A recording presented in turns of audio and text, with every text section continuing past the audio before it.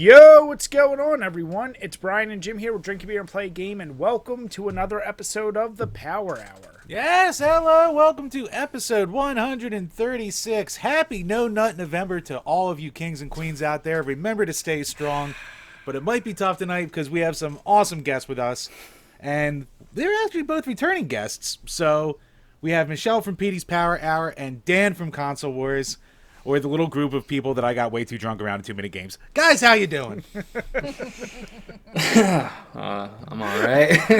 I'm a little terrified, too, to hear the stories about what happened. Yeah, so to give a little backstory, this episode's basically a request from Brian to, everyone. Mm-hmm. He's like, I need to hear more stories about how Jim fucked up, so I need to have the victims or the people who are around him for it, so... Yeah, unfortunately, since I couldn't go, you two, especially Dan, I think, dealt with the what I'm used to dealing with in Jim. And No. All right. Dan didn't do anything. Right? Dan had to sing. Dan was so hard into the karaoke it wasn't even funny. Michelle is the babysitter here, all right? I played Brian for the night, so let's be real.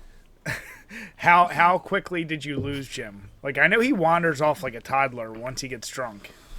We only lost Jim the last, I'd say, 2 hours before I went to the call. That's not the bad. Last 2 hours, yeah. Yeah, when he was gone, though, he was gone. I was like, me and Dan looked for him for an hour. Where the fuck is he? Now, Dan, the real question is, how much do you even remember from that night? Wow. More than he wants to. I remember doing karaoke. I remember being confused by the chip system for drinks. I don't remember. I remember losing my book bag. And Michelle graciously driving around for an hour. Thank you again. We didn't even get it back until I didn't get it back at least till the next day. And then I remember, of course, walking in on Jim at the end of the night. Other than that, I heard it was quite a sight to behold there, Dan. Yeah, she dodged that bullet at least. Yeah. She had to deal with a lot of annoyance, but she dodged that bullet. Oh, you, in the toilet? Well, yeah, let's put it this way. I woke up hugging the toilet with my pants half down my legs, basically, bare-assed on the floor, to the sound of pee in the tub behind me because I want to let go and Dan really had to go. So I'm not surprised. You were so drunk. Hey, I'm the victim here. I was nice and composed, and then someone had to give me her moonshine wine out of the trunk of her car. You know what? You were nice and composed, and you didn't lose anything. So Ooh. You Touché. had your book bag the whole night. I do. I was traumatized after dropping the bass, so I couldn't pay attention. That was true. That was a whole room of people just turning around at once, going, "Oh no!" Yeah. What the fuck did you do? And I'm like, I don't know. It wasn't me, man. Rex Viper's ruined, and it's Dan's fault. Yeah, I almost ruined Rex Viper's debut single-handedly. Oh. Now, Dan, the real question is, when you did karaoke, without the video, do you think you would have remembered what songs you were singing? Yes, I was there. Oh, he wasn't even looking at the screen. He wasn't even looking at the screen. Especially the REM song he sang the second time. It was REM? Yeah. REM. Yeah, the REM song, which I don't know the title of, that goes really, really fast. He was. It's the end of the world. Yeah. Yes, not even looking at the screen. Yeah, I work the crowd. I gotta get them hyped up. So. Yeah. Well, I think at Dan's housewarming party, he also started singing Sabotage. So I think that's just a thing he does when he gets drunk. He just goes around and starts singing a handful of songs that are in his back pocket. Yeah. Now, wait, here's the real question, Dan. It's like, maybe. So Jim was telling me basically what started the night was, once again, you whooping his ass in cards like we did the time prior. Easy with the whooping. By one pair each game, god damn it. But we were like, what are we gonna do? Because there's just two of us. So we're like, how are we gonna play a 2-player card game? And me, being ever resourceful, let's make memory drinking game. So we just laid out all 52 cards face down, and you just gotta match them. And then at the end, both games, I just won by one pair. And then every time the loser had to drink a full beer. So Jim had to drink an extra 2 beers compared to me. So that was That was nice of Jim to do. Well, it wasn't even the 2 beers in general, but it was the stacking rule that Dan also implemented. So if you got a couple pairs in a row, it was like, all right, then it doubles and it doubles. So Dan was a man of streaks. So like anytime he'd go, he'd get like 6, 7 in a row. So I'd be taking 12, 14 sips like right in a row after like my turn would finally be up. So I'd be like, oh fuck. We like in the span of an hour, I went through about we each went through probably close to 10 beers at least. You went through 9. I went through 6. That sounds about right. But Jim, to be fair, Dan pre-games with carrots. You pre-game with a lot heavier stuff. Yeah, I'm a and big he's fan. still And I holding forgot my it. carrots and celery this time. What'd He you did bring the do? kettle corn though. Oh, there you go. Now, Michelle, when you did show up, Jim claimed he was of a little bit sound mind. Was that true, or was he already seemed to be a little bit drunk? Well, I first saw them when I first walked into the convention, and they were walking out of the bathroom. So what happened in there? No. So they might have been sound mind because they might have purged a bunch of stuff. Yeah. But no, you could tell they were feeling good. They were feeling good, but they were of sound. They were of sound body of mind, I think. I don't know. So this what was this moonshine that you were sharing with Jim? Because he had mentioned it, but what was it? So it's not moonshine. It was actually wine. Just wine, yeah. It was just straight up wine. After a couple beers at the convention and hanging out with people, we were waiting for Square Painter because he wanted us to go with him to his hotel or something. So I'm like, let's go drink in the parking lot. Like, we're classy bitches. So we went and drank wine in the parking lot and Damn right. out of the trunk of my Yeah. car. It seems like a great idea at the time. It was So. great. I still And think it was a good idea. The wine was at, like, I think it's a 16% alcohol wine, so it was a hefty boy. I was bringing the alcohol level. That was So the wait, stuff she was bringing that specifically for me and you, Bri, to try and convert us over. Which Oh, yeah. I will say it was Yeah. delicious. Now, It- I don't know if my state of mind was clouding my judgment. Maybe anything would have been good But at that Jim, time. you've But also used those terms for like White Claws and things, so I can't take your opinion of I say White Claws are refreshing. And everyone said they were good. So then your night of drinking, you all basically started the same. You started with beer, you went to wine, and then did you say you did do shots that night? No. No, I don't there were remember. no shots. Okay. No, No. I don't think there were shots. There was just We all beer deferred after to that. Michelle at that Just- point. Just Yeah. beer. Did we drink anything in Square Painter's room? I don't really remember. Maybe a Beer? beer? Yeah, We had, beer yeah. too. You might have had. You guys had like 2 or 3. You kept. I had half of one. But it was all beer after the wine. No shots, unless you guys went to the bar and got shots without me. But that could have happened. Yeah, I asked that because we did the same thing. We did Square Painter's hotel room. It was like a big suite, and I remember that's where we did introduce shots the time we went. We did like vodka, and I hate straight vodka as shots. And yeah, I mean, Jim was completely off the rails at that point, but yeah, I was curious if that was it repeating itself again. No, it was just beer. They were calm and collected. It was just beer. Until the base fell. And once the Base base fell, it was And then panic. Dan lost his shit. Yeah. Then Dan had to drink to forget. Yes. And then Kieran kept reminding me. He's like, dude, I can't believe you threw his base across the room. I'm like, dude, I fucking throw it.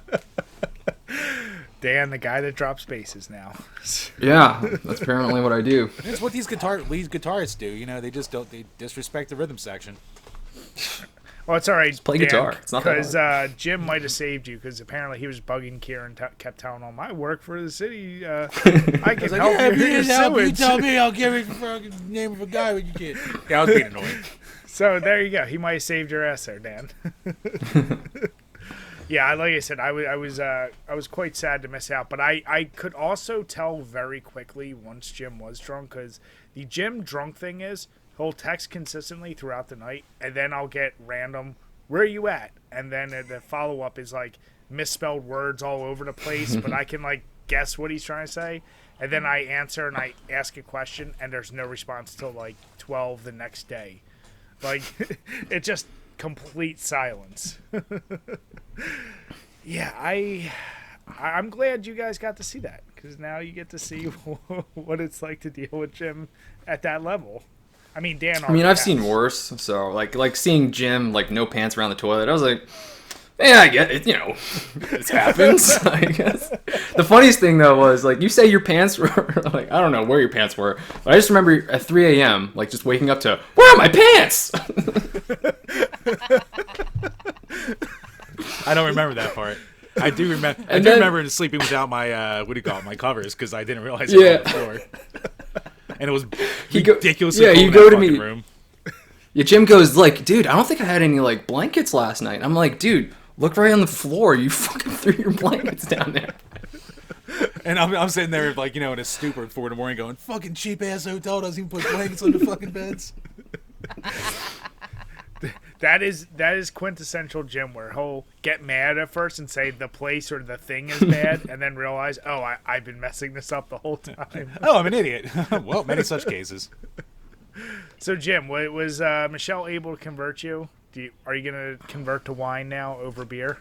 I mean, no, but her wine was good. I would like to have this experiment again after not pre-gaming, like 3/4 of a case. So And I could probably out give in it the a trunk fair of my thing. car with weird styrofoam cups. No. We had to No, go no. No, the half- trunk is cool. I think the trunk makes it really cool. I Actually, think we should do it out of the trunk again.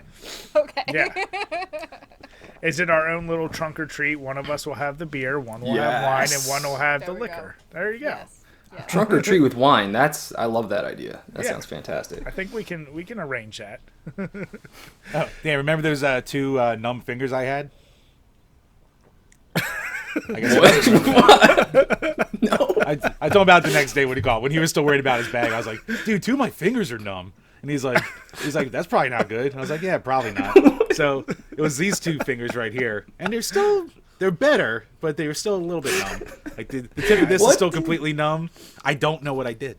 I just need I don't remember anything. No. I just need to Let's do isolate it. that clip, though. Hey, Dan, remember when I said these 2 fingers were numb? Yeah. I was like, what? I don't remember fingers going nowhere, man. like, Don't whoa, ask whoa, me whoa, anything whoa. about that. Yep.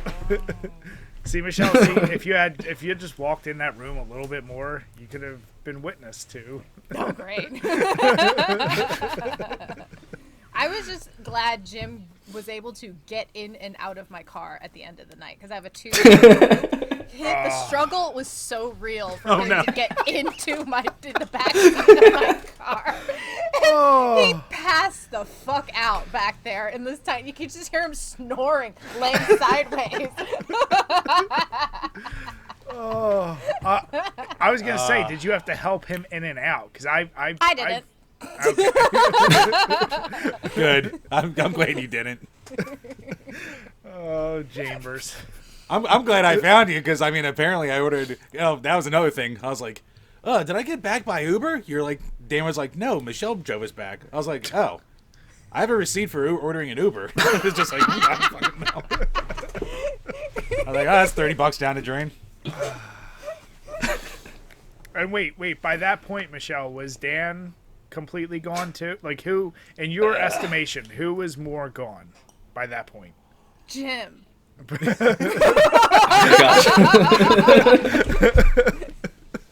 I mean, Jim walking to the car, I thought we were gonna die. At least Dan was like able to walk somewhat. Jim was just like he was like a Frankenstein, 1940s Frankenstein walking behind us up the street. Because we had parked far. I don't know why I didn't move my car. We had parked far, so we had to walk, like, I don't know, 200 yards to my car. And he was just like, I was like, we're gonna make it, guys. We're gonna make it. Now, Jim, I know you don't remember most of the night. Had you already gotten sick by that point? I don't know. But you have no idea. No idea. I mean, there's a very real chance I could have. There's a very possible chance I didn't. I don't know.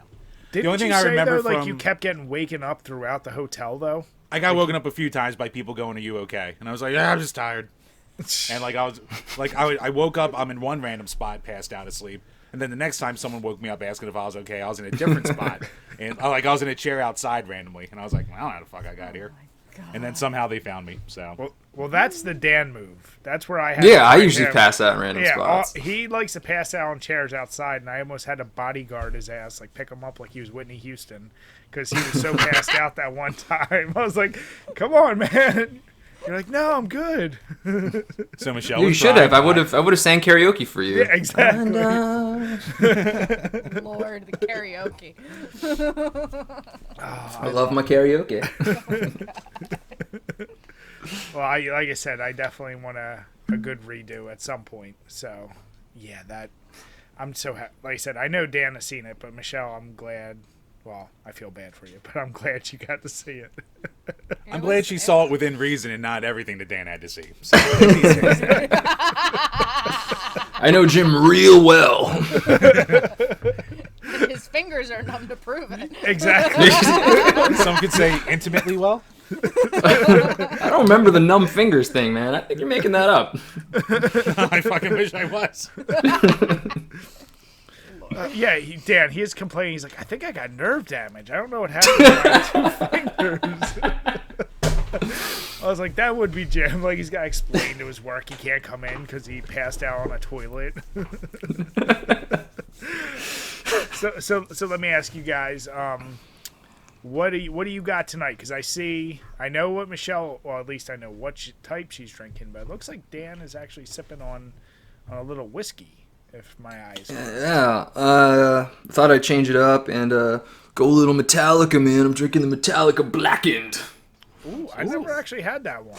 Is that any good? Yeah, it's okay. It'll get you drunk. I just wanted to do for that.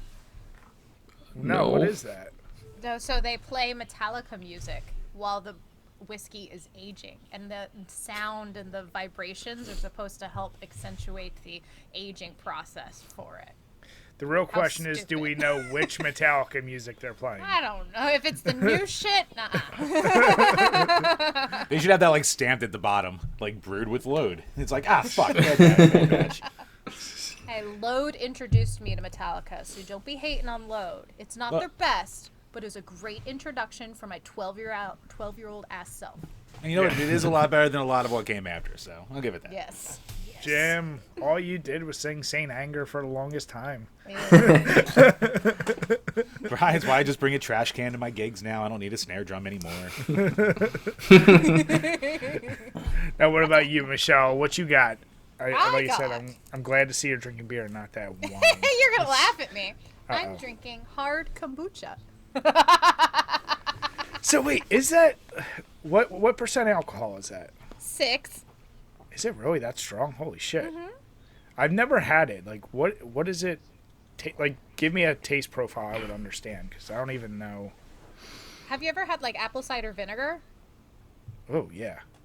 Okay, so that with a little bit of bubble to it and some fruitiness. So is it like burn? Kinda? No. Well, it's not apple burn at cider all. vinegar hurt.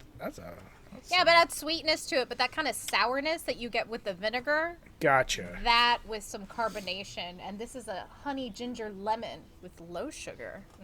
Go me. Yeah. Is that something? Do you Probiotic. drink? Do you drink that stuff regularly or No. no? Just when she needs to be regular, that's when the kombucha comes out. It is a probiotic, so. Yeah. Nice. No. Now is this one you think you'll retry again in the future? Probably not. I actually got this in Ocean City, so I haven't seen this around where I live, because I did a Spartan race, and then afterwards I was like, I'm gonna go get some hard kombucha because that's my reward for myself, because I'm at the beach and that felt beachy.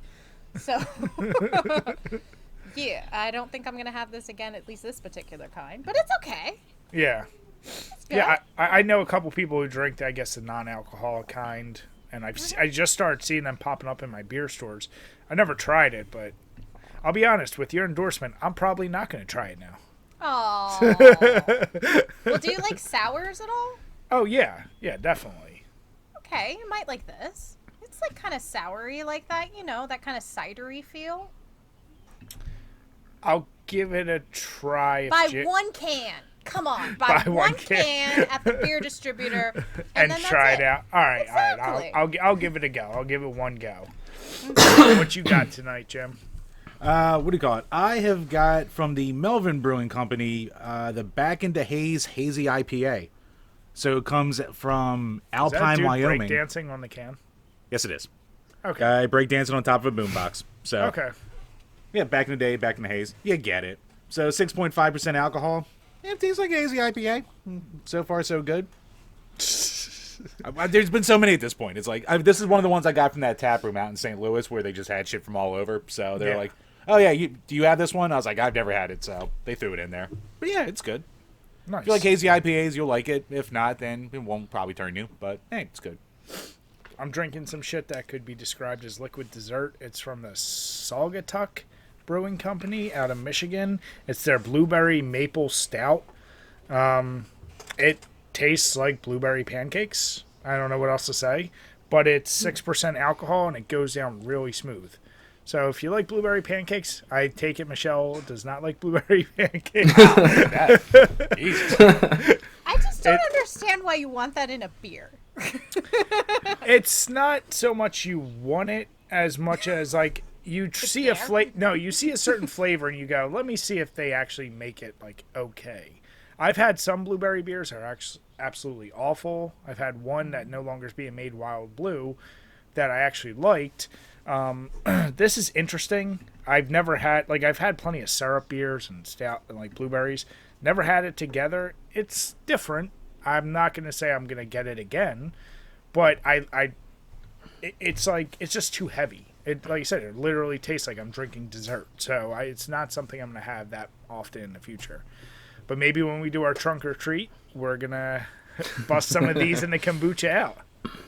Absolutely. I'll try it. I'll try anything once. I ain't going to say I'm going to like it, because that sounds disgusting. Yeah. But, cheers. I mean, I still think this right here would probably be better than most white wines. Bullshit right there, man. Jesus fucking Christ. Oh my God. Making me hit my computer. Just don't hurt your two fingers like Jim. I'll tell you what not to do. But actually, speaking of wine and Michelle, we've been Bad Host Pride. These two have to go plug their shit. So, guys, where can we find you? Dan, go first. Oh, dang it. All right. Excuse me. You could find me at youtube.com/console wars, where you could watch the Console Wars series. We just released an episode, Ghostbusters. And speaking of karaoke at Too Many Games, that made the episode. So you're slightly in the episode, Michelle, just for a hot second there. Hot second, I walk by. Make my cameo so I can go to the other side of the room and record you. And what about you, Michelle? I have a podcast called Petee Power Hour. No, I did not steal your name from you. It just happened to be that way because of the alliteration. I'm not a stealer, I promise. And I also have a YouTube channel called Petee Power Minute where I make cocktails under a minute with video game music. By the way, with those shorts, we do. I love seeing them, but I question in the back of my mind. You don't buy new shit every time. Like that's all from you already have a huge stock of stuff, right? Like you're not always just buying stuff for those, are you? Do you always buy video game stuff? Yes. Then yes. Not all the time. Like I don't drink it all at once all the time. You know, some of the stuff is old, but come on. It's collecting. Now, would you be willing to take requests for those shorts if we send in drinks? Okay. Have you any of now? It's gonna be a really stupid question. Any of the drinks you made, do you know which one is your least favorite? Long Island iced tea. That was really fast. Why? Because it's just alcohol.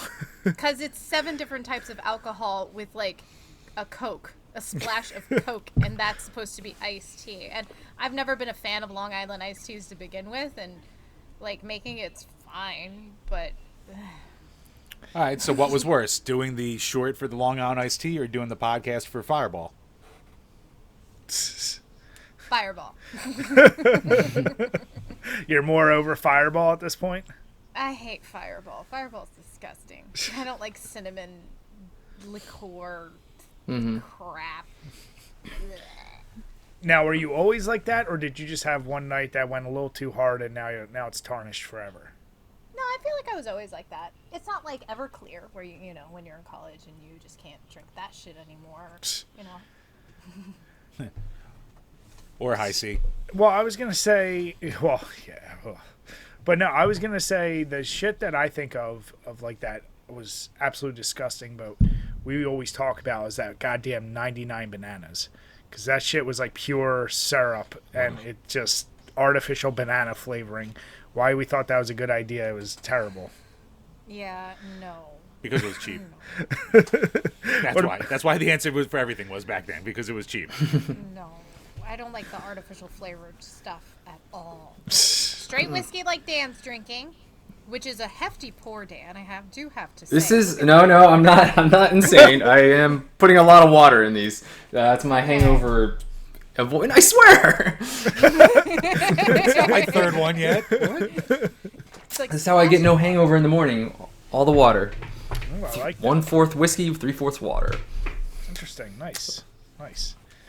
Now, Dan, what about you? What is your least favorite liquor out there from bad memories? Kind just of. in general? Yeah, kind of getting on what Michelle said, like the flavored liquors. Like I used to do that all the time in my 20s. Like my go-to was like green apple vodka. Yes, it was. It was my go-to. But one time I drank raspberry vodka, and I threw up so much. And to this day, like the smell of something like artificially raspberry flavored will make me like start to gag, because it was a wild night then. So I can't do like flavored stuff anymore. Yeah. Now, here's a dumb one, Michelle. What technically is Jägermeister? So Jägermeister is a liqueur made of a bunch of different herbs, like 35 different herbs that they won't sell you everything in there. So it's a liqueur. It's not necessarily... So it's like an aperitif or it's more like a digestif rather than a flavored fucking vodka. Yeah. Or flavored cinnamon whiskey.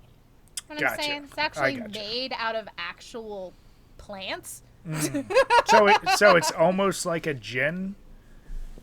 Kind of, yes, but the proof is lower. They do lower the proof whenever they do add, because it does have a lower brevet alcohol whenever they add the herbs. It's sort of like a sweetener, like how you call it? Like you're adding all these like watered down shit at the end in order to lower the proof. So unlike Adjuncts gin, and stuff, yeah. Okay. Yeah, that was something I needed to ask a liquor expert, because I always I don't know what that actually falls under. But yeah, you're supposed to be good for the tummy. It's just It is probably, not. except for when you do a million Jaeger bombs, because mixing liquor and Red Bulls is always a terrible Oh idea. God, Jaeger bombs. No. No more. That and SoCo and lime. I can't believe I did SoCo and lime all I the time can't when touch I was that. younger. That's their That will make me Jaeger's throw up. fireball. Now wait, how are you guys with car bombs? Yeah, I can do a car bomb. Yeah. I can rock that. It's got to be vegan Baileys though. It's got to be almond milk Baileys for me. Wait, I didn't even know they made that. Oh yeah. How does it? I did my first like Irish car bomb since being vegan like maybe 2 years ago, because it's like pretty new. So I was Yeah. like, yay, I get to do car bombs again, because Guinness stopped filtering with fish bladder, and then they made the vegan Baileys. So I was like, yes, they made it for me. So I'm back. I'm back on St. Patrick's Day. Ugh, I'm back, yay.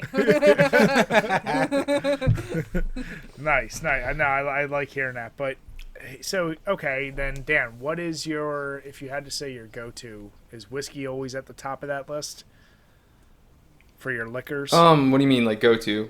For your liquor, like what's your favorite? Yeah, I guess generally a whiskey, any type of Yeah. whiskey. I'm really picky, as long as it's like good. I'm not a connoisseur. I feel like so out of my element when you guys all talk about stuff. I'm like, yeah, I like the brown stuff. That one. Dan's like, I just drink it. Yeah. Yeah, just drink it, and sometimes I don't drink it. So, and there's not too many instances of that. So, Yeah, not at all, right, Dan? I swear, it's just water in here. it is a lot of water.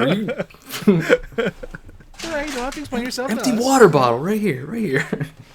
So, Michelle, then the last liquor question I have for you, I just started seeing, or someone I was talking to started asking me about, because they know I love whiskey, like that peanut butter whiskey, which sounds disgusting to me. Yeah, it sounds disgusting to me. Has anyone here tried it? I didn't even hear about it. Screwball? Is that what it is? Is Yeah, that I think it's called Screwball. Screwball Peanut Butter Whiskey. It's made out of California. The guy who makes it is in love with peanut butter.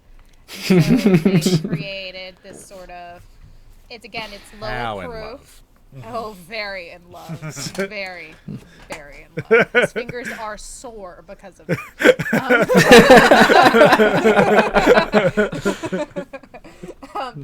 But yeah, so it's like tastes like a peanut butter pie. It's very, very sweet. I don't like it because I don't feel like anything cuts the sweetness at all. Yeah. If you have it like in some sort, like baking with it, I found would like maybe that's a fun idea, but Yeah. it by itself, it's too fucking sweet for me. Yeah. Yeah, I saw that and I was like, that doesn't even sound like, and I like peanut butter. That shit didn't sound appealing to me at all. So yeah, I figured you would have tried it, but Make it with cookies or something. I Yeah. don't know. Peanut butter cookies or something, but Yeah, there you go. yeah. Nice. Now let me ask you guys, have Jim, I know you've been kind of busy this past week, but have you actually been able to play any of the games we need to catch up on for this month? Actually, I actually started on Alien Trilogy today, so got a couple levels into that. Are you liking it so far? It's a solid Doom clone. Yeah, it definitely shows its age, but it's a solid Doom clone. Interesting. How about you? How about you, Dan? You been playing anything this past week? Not really. I was mostly just, working on the Ghostbusters episode, and I was gonna play some Nintendo today. I put in Battle of Olympus right into my console. It's right there, and then my fucking student, who I thought canceled, called me, and I was like, I gotta work. So I almost played Battle of Olympus today. That's as much gaming as I got this week. man, you guys are weak. Yeah. How about you, Michelle? What you been playing? All right, so in this past week, I'm continuing my journey through Breath of Fire 3, which is going all right. I mean, I know some people love Breath of Fire 3, and I know I'm in a room full of JRPG fans. I know you guys all love it so much. I love it. I do love JRPGs. My favorite game coming out for the Switch is gonna be Shin Megami Tensei 5. I can't wait for that. It's a good JRPG. Wait, say that 10 times fast, Dan. It's a good series. It's a good series. Give it a shot. Yeah, let's see how watered down that whiskey is. Do it. Yeah. Shibba-gabba-dooba-da. Actually, I see got that a nice little stack of SNES games in the back of you, too. I think that's, like, new. Yeah, I moved them. They were down here, and I'm like, I want to show them. So I have the box of Lemmings 2, which game is trash. But it's a crispy box. And then a couple, randos from my childhood. And I like it because that's much better than the other console of the 16-bit era. Ouch. I'm on this show. I don't see the shirt today, Dan. I don't wear it all the time. I'm not Superman, You were so pissed at too many games. He was like, I should have worn my shirt. Like, dude. That sounds like me. It was funny. Like, you want to hear a funny story? The next day, I'm not wearing a Console Wars shirt. I'm wearing a random mask. You can barely see me. Some kid is wearing a Console Wars mask. The Console Wars logo on it. Pat sells them. It's like, oh, and I'm like, I see him across the hall. I'm like, yo, nice mask. He just looks at me, looks away, and everybody with me was like, he had no idea who the fuck you were, man. I was like, Jesus. It's got to be both good and bad to see that. Like, yay. Oh. Yeah. That's kind of humbling. Yeah, I was like, I'm the reason you're wearing that. Oh, fuck off, whatever. Cool. Yeah, I told Bri after the fact. I was like, because some of the people I talked to, they're like, you should have worn a shirt for your show. I was like, yeah, I should. I'm bad at self-promotion. And then with the way I was that night, I was like, yeah, it's probably good I didn't wear it. Yeah. Like, fucking drink beer, play a game. No, you just wore an N64 shirt. And every person that walked by with the same shirt, it was your best friend. Yep. Were they all of similar style and? No, there was like 1,000 of this shirt. Like there were so many N64 shirts of the same kind. Like where they sell these at fucking Target, like by the buttload. They probably do. I think I either got it there, either at Walmart or like Five Below. It's either one of them. Jim, you gotta step up that shirt game with good consoles, not N64. Come on. Never. No, but so I'm playing Breath of Fire 3. I'm like 15 hours in. And I'm also just started I'm sorry. What is it called? Dead Space. Ooh. Oh, nice. I've never played it before, and so I'm playing Dead Space, and then I am also going through Back for Blood. Okay. with some buddies every week. So y'all need to step up your games and such. Get up to Michelle levels. Yeah, I've been doing the back catalog, and it's funny because I know, Michelle, we were talking before. You were mentioning your movie nights with Alien and Aliens. Jim and I are going to be reviewing kind of all the just Alien or Aliens games, I'll call it. And I'm going through the back catalog. There are some absolute shit-tastic titles, and then there are obviously some amazing ones. But I did discover something which I wasn't able to do before, because some of the games are crazy expensive from the PS1 era, and I finally figured out a way to get an emulator that works for PS1 games. So now I can, instead of paying $80 for a game, I'm only going to play this one. I'm like, you know what? Let me just see if this is even worth playing. And yeah, I was actually just been playing the shit out of that stuff. And it's funny, I did boot up my Back for Blood last week too, ever since the beta we played. So yeah, I think I need to play with a group to really, it's single player's not doing it for me, I'll just say that. I don't know how you could play that game single player. Like I tried, like when I first booted it up, just to like get used to the controls before I get in there. I'm like, y'all are stupid. Let's go. Like, you have to do everything. These idiots just stand there and look at you. Yep. That was basically. Oh, I never made it very far because half of them would be dead. I'm like, okay, screw you guys, and then. Yeah, I'm moving on. I'm not saving you. But yeah, no, that's awesome. Yeah, maybe we'll set up a night. We'll all play together playing that game. Go. Dan, you got an Xbox, right? Nope. Son of a bitch. PlayStation. I'm PlayStation.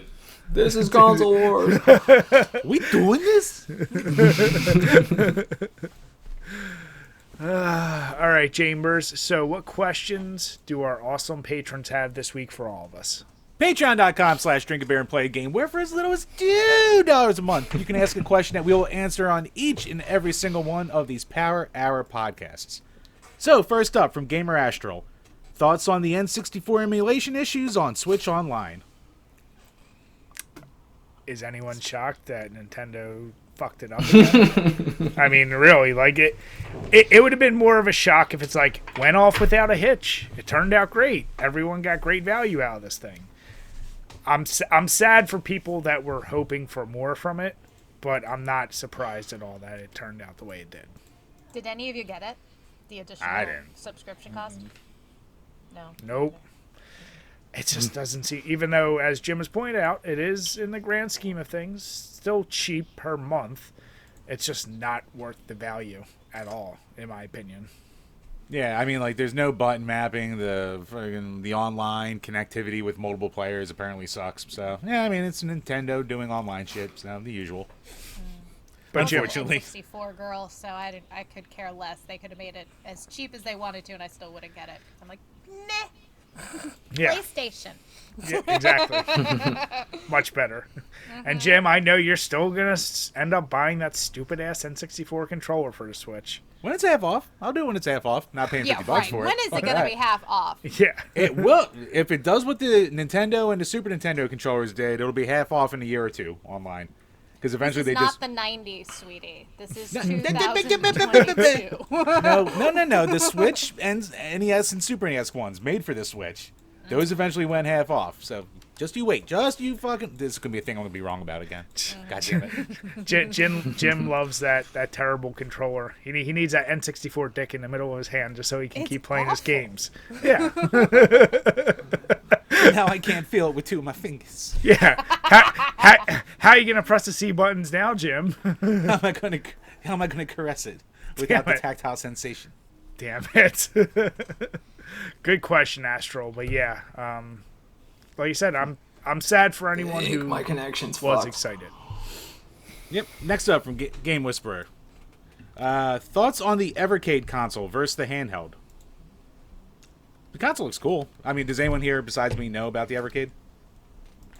I know. I didn't realize they had a handheld. I mean, it started as a handheld. Then I didn't realize that. Okay, so yeah, for those who know, Evercade's like it's this retro-inspired system. It started as a handheld. It actually has the games come as like compilations on actual cartridges and clamshell cases, and they're up to like 15, 16 volumes now or something like that. And it's a lot of like random collections from different developers. Like there's a Jalco set, there's an IRM set, there's like one that has like Tanglewood and Xenocrisis on it. Like they have all kinds of different random things, like an indie game pack. So it's a cool little thing. It's like I'm not that big a handheld guy outside of the Switch ever, so it's something I know I probably wouldn't use that much. But the console looks pretty cool. It has 2 cartridge slots and 4 controller ports. So if you like it, it seems cool. But I mean, for me, if I was ever going to use one of them, I'd probably get the console, just because I would never use the handheld. But even then, I want to use the console that much. So it's probably a thing I'm still not going to rush out and buy. But the people who like it seem to really like it, and the thing tops out at like $100, so it's not like super expensive either. Based on what you said, it sounds like it just got all the rejects of the NES era for developers and games. It does have a lot of reject. I mean, it's kind of like what NES is doing online with the Switch, where like you can license Jalco games for dirt cheap. So that's why there's so many of them on NES online and shit like that. But yeah, I mean, you got them, but they have some like real stuff on there too. Yeah, it doesn't sound like something I would ever entertain, unless this is one of those things where it's going to end up at Target one day on like the holiday sale rack for like $20. I'm probably not going to even consider it.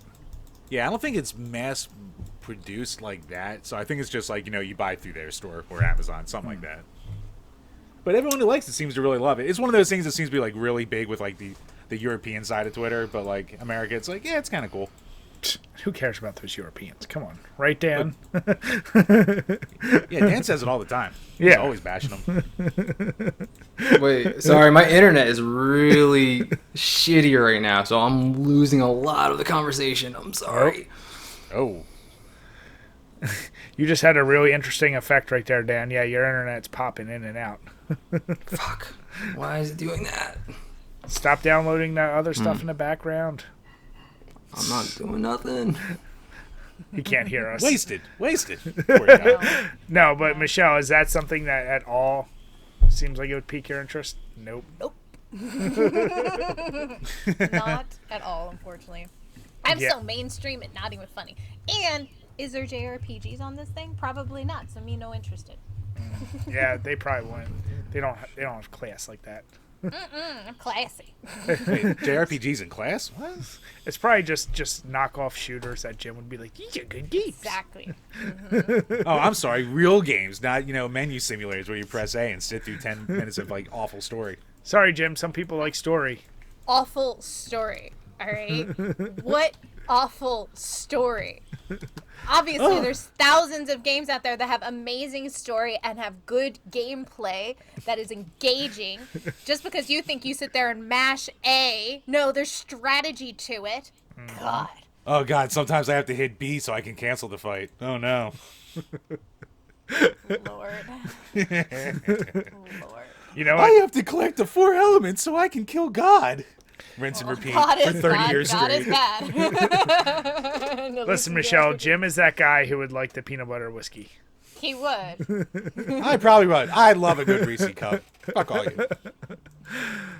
Good question, Astro. I like it. But yeah, no big fans here. Oh, Dan, looks like Dan's going to have to hop back on. But go ahead. What's the next question?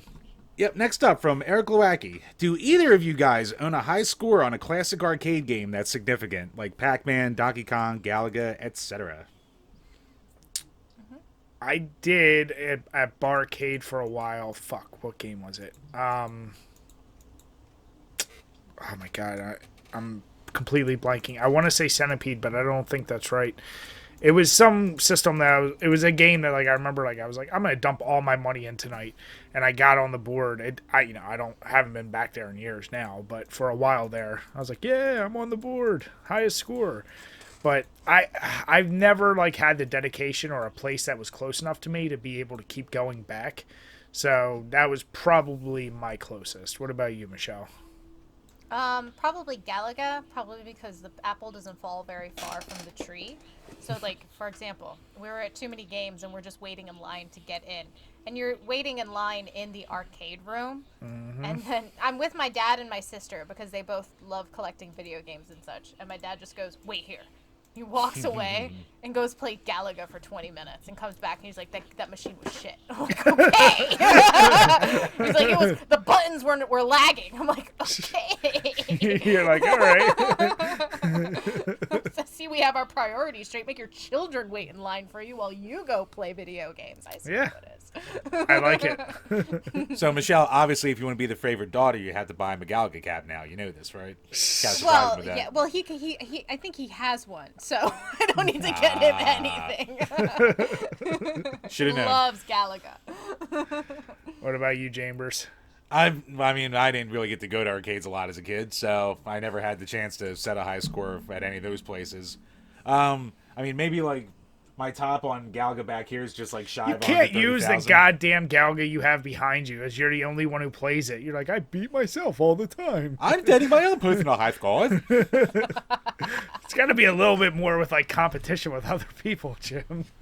Fucking, I don't know. Anything I was ever good at, I was like Mario Kart 64 or something. When like, you know, I pissed people off and they couldn't beat me all night or shit like that. So, but nothing like high score wise with like, you know, something that was saved with anyone. Oop, Dan's looking a little better. And Dan's back with the perfect timing where we were asked, do we have any personal records or highest scores on a game that we remember the most or are most proud of? Oh, shit. Damn it. Well, like I do have an medal. answer for that. I have a great answer for that. So Chrono Trigger, yeah. Jesus, this one. Anytime This you one? can shoehorn it in. Anytime. What? So Story back in camp, it's 19... awkward. Guys, I Back went to in the bank today. There's a bank in Chrono Trigger. 1995. Dan. Come on. Yeah. Okay, just because I'm a Nintendo Power doesn't mean we gotta poo-poo this little thing here. But yeah, I'm in Nintendo Power. I believe it's issue 92 with Star Wars Shadows of the Empire on the cover. I got the high score on the Chrono Trigger speeder bike. Bam! Dan Bulick, Somerset, New Jersey. Age Nice. 11? I like it. Nice. So I'm shocked. there's a whole video about that on my channel too. Check it out. I was about to Really say, good. I saw your little side game mission one about that. Yeah. All right, so Dan, I think, wins with his. Dan wins. Congratulations. You're a Nintendo Power. You are immortalized forever in Nintendo Power. Yep. I'm very proud of you. Now you just need a Um, Nintendo Power jacket that has your name on it that Oh. says whatever magazine number that came out in. Get it made. Yes, I will get that made. And I'm going to wear that to the next convention. Dan, but you can't People let recognize me then. I was gonna say you can't let people see that because it'll be like breaking kayfabe. They'll be like, "But you're the Sega guy." My fans get me. They let me expand. Nah, that was who gave that question? That was Eric. Thank you, Eric, bud. yep. Good question. Yep, and last up from Burn Retinas. Now that Paprium seems to be slowly making its way to the next-gen consoles like the Dreamcast and probably the digital storefronts, which they should have done in the first place, would you be interested in trying it out if the price is right? Or is Fonzie and Watermelon soured any attempts to enjoy it? You just Once said a again, lot does of anyone words. here know about Paprium besides me? No. I didn't understand what you said. Was that English? Because I couldn't Yeah, he follow just any threw of the in names. like all these little in things. Like, I remember Paprium. I remember you mentioning that game, right? Wasn't it like basically Streets of Rage knockoff? Yeah, it's a beat 'em up, kind of a Streets of Rage knockoff, and like the big story around that is like it was a Kickstarter. It raised a shitload of money, and it was in development hell for like 10 years.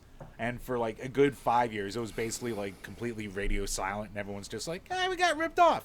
And then all of a sudden, like they got a shipping notice, like a couple years later, saying, "Hey, it's coming." And then like it came in a weird box. It only works on like one version of the Sega. And it was made for the Sega, and it only really works on like one or two versions of the Sega Genesis. So if you have a different model, it's not going to even play for you. And even for the Typical ones that Sega. even for the ones that did get it and did have the right system, even then it didn't really guarantee the work, and a shitload of people still haven't gotten their orders in yet. So it's a fucking mess. And the developer's name's Fonzie from Watermelon Games. He did Pure Solar, if anyone knows that game. Came out like 10 years ago, the RPG. He calls himself Fonzie. Yeah, Okay. he's some Norwegian guy. It's like, Fonzie, blah, blah, blah, blah, blah. So he just shortens it to that. I was very. Say that again, Jim. Fonzie, blah, blah, blah, blah, blah. Okay. So, Yeah, so then he started. So with all this controversy going on with it, he basically started another Kickstarter to try to get it on other systems. So yeah, dude's got some balls on him. More like he's a fucking idiot. Yeah. You would be correct. Yeah. Balls, it doesn't have anything to do with it. More like being, I'm a douchebag. Let's see if I can get more people to pay me money to fuck this up even more.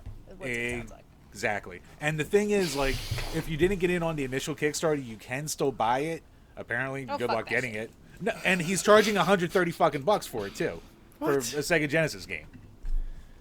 So Jim, how many copies do you have? Oh, I have like 3.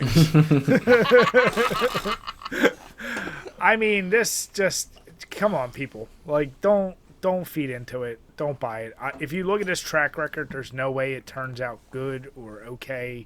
Don't waste your money on it. Just emulate it. I mean, just apparently it's like really tough. I don't know if it's emulatable right now because of like how weird the source code and like just how fuckery the card, like the circuit board and all is for it. So like, it doesn't even sound like it's worth emulation. Like, No. because you can't even play it, and even those who can play it, it's still janky as fuck, it sounds like. No, I mean, the people who have actually been able to play it, they're like, yeah, it's a pretty cool beat 'em up. So, like, it's fine. I played a shitload of beat 'em ups, but now I think the guy's a cock nugget, so I'm not really in any hurry to do it. Cock nugget. Nice. Now the real question, Dan, since this does touch your console that you represent, are you going to have to feature it? You should find that and then a Super NES game that had this kind of controversy. A failed Kickstarter Super NES beat 'em up. Yeah. Oh, sure, I'll get right on that. I mean, Xavier, send it to Dan. Jim, you and I have said many times, I'm all in support of indie game developers, but when you have a history here like you're describing, and when there's smoke, there's fire. Just avoid it. And he's also been like an arrogant douche and like responding to like customer emails if he even responds at all, or just like interviews. So like, man, fuck that guy. Yeah. No, I'm not. Yeah. No, I won't be partaking in that at all. Yeah, I waste my money on enough shit. At least I can give it to people who deserve it sometimes. So, In theory. So that'll wrap it up today for these questions. So once again, thank you to all of our lovely patrons. And if you're new to the show and listening on iTunes and Spotify, please hit those subscribe buttons. And if you're on iTunes, leave a 5-star review, and we will read whatever you write in there. So forever hold my peace. But take advantage of that, goddammit. Help our show. Thank you, guys. Truly appreciate it. All right, Michelle. Oh, motherfucking head popped out. All right, sucker. Michelle. So how did that kombucha treat you? It's okay, I moved on to other things because I have one can. What you got? I have Brooklyn Cider House, half cider, half sour. Oh. Hard cider, fruity, floral, and complex. So it's, I guess, a blend of cider and sour. At 5.8 alcohol. God. That can't be just It's hit hard. 170 calories. Nice. What about you, Dan? How's that Metallica? You feeling any inspiration from it? I'm trying to think of a clever Metallica quote, but I can't. So, whiskey in the gyro. Yeah. I don't know what the fuck, man. Do you listen to Metallica, Dan? Do you even like Metallica? Or are you just Oh, Jesus Christ. Do I gotta break the fucking guitar out here and just use some don't fucking... drop it. Oh, I'm drop D, my bad. Damn. She didn't miss a fucking beat. Fucking, I gotta go to the hospital tomorrow. I got so many fucking burns right now.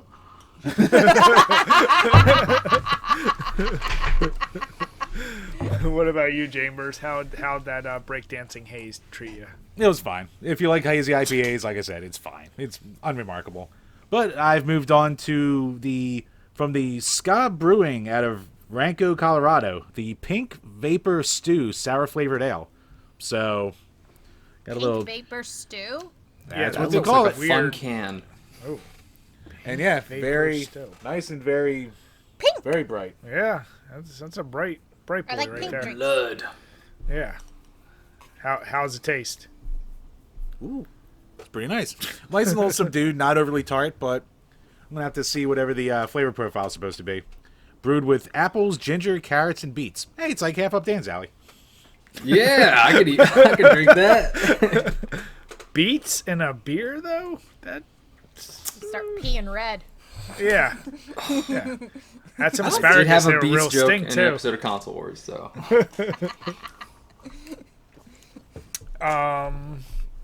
This dessert, like I said, it's a little sugary. I'm surprised it doesn't sit heavier for a stout that has all this, I'm assuming, a shit ton of sugar. Blueberry But pancakes in it? You're surprised that the Yeah. blueberry pancakes isn't heavy?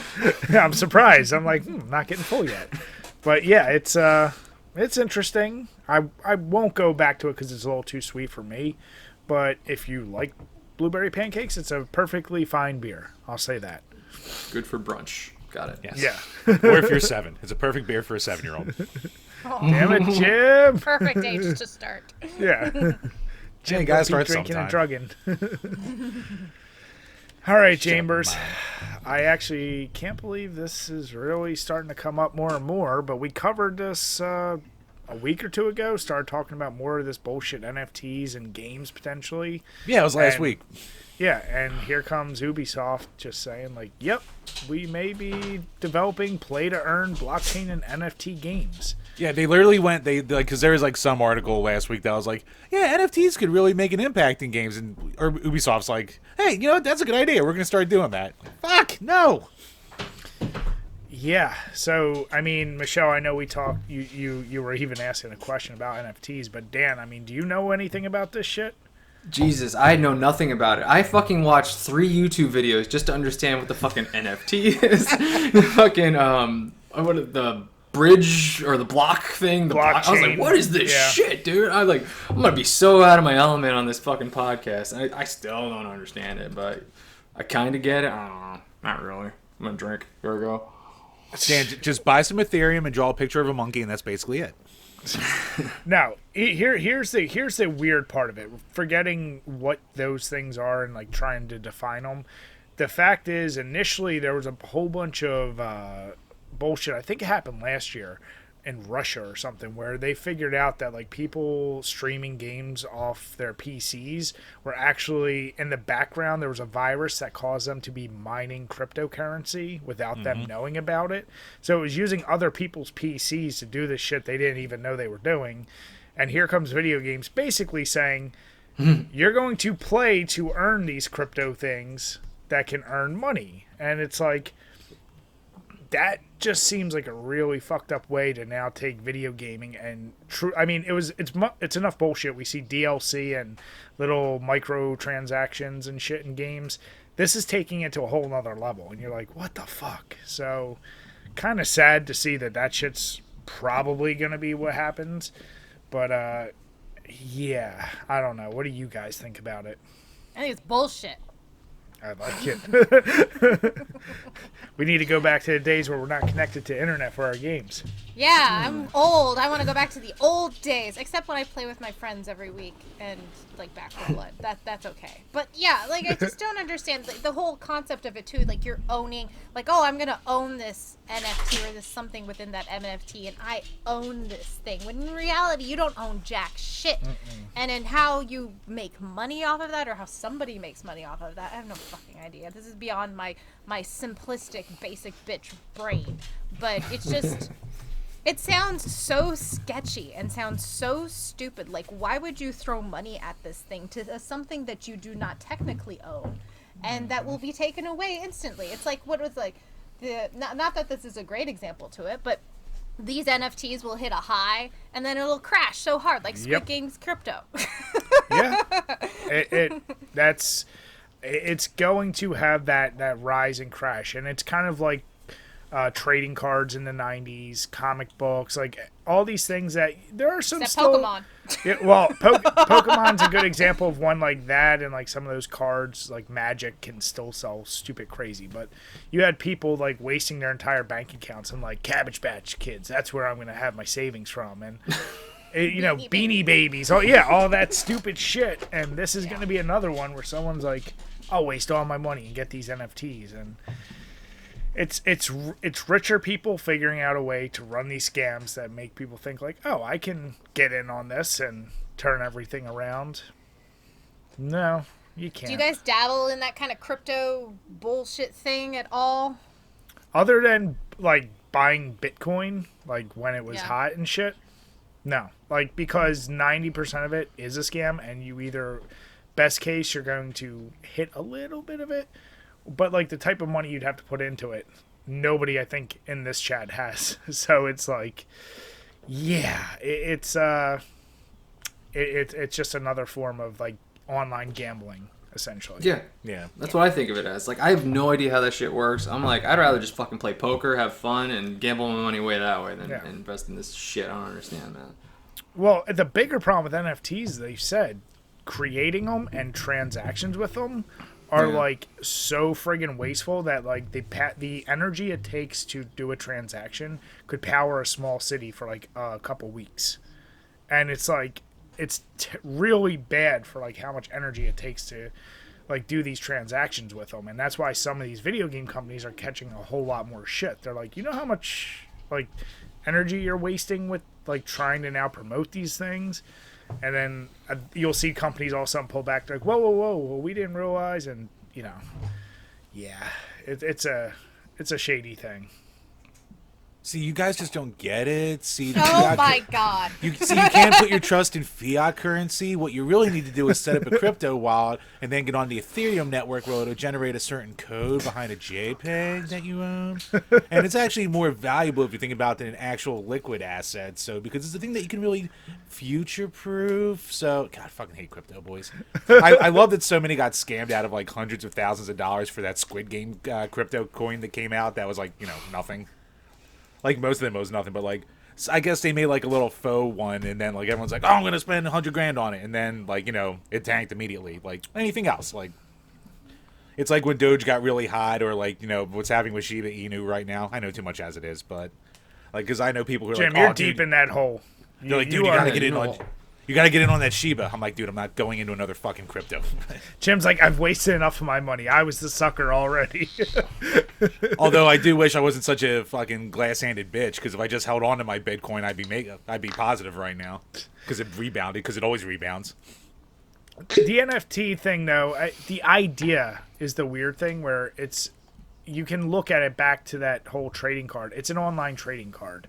And then you go to the idea of like, well, value is into the eye of the beholder, I guess. It's like some weird modern art that's like, oh, it's a broomstick. It's going to sell for $250K. You're like, what the fuck?